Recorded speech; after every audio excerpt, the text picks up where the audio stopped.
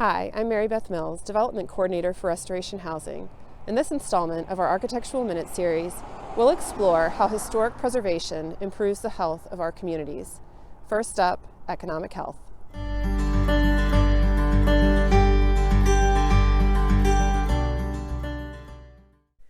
We have come a long way in realizing that historic preservation is a major economic driver. Studies have shown that every $1 million spent on rehabilitating a historic building creates 3.4 times more jobs and adds $53,000 more to household income than the same amount spent on new construction. And rehabilitation work typically requires custom building materials and skilled craftsmen, which are usually sourced locally. It has been estimated that 75% of the economic impact of rehabilitation investment stays in the community. Many people think that there are limiting factors when it comes to historic preservation and adaptive reuse. In our experience, however, those factors are often overstated. Whether it's issues around parking or environmental efficiency, if there's a modicum of creativity, you can usually find a solution that will work. Moreover, you get the full benefits of not only the urban core, but the character and integrity of the historic buildings. And once complete, these unique, character-rich buildings are highly desirable to small, locally owned businesses that are the backbone of the American economy.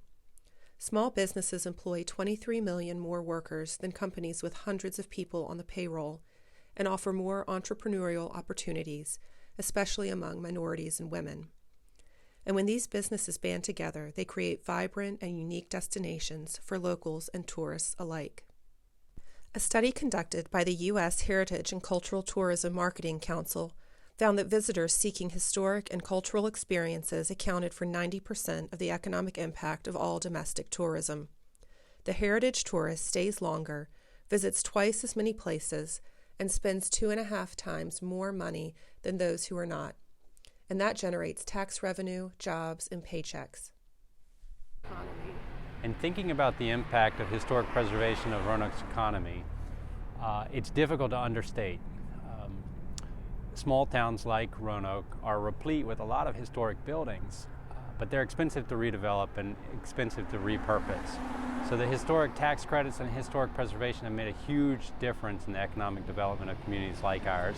And I think that the result is a more interesting, more complex downtown that is also well positioned for the future.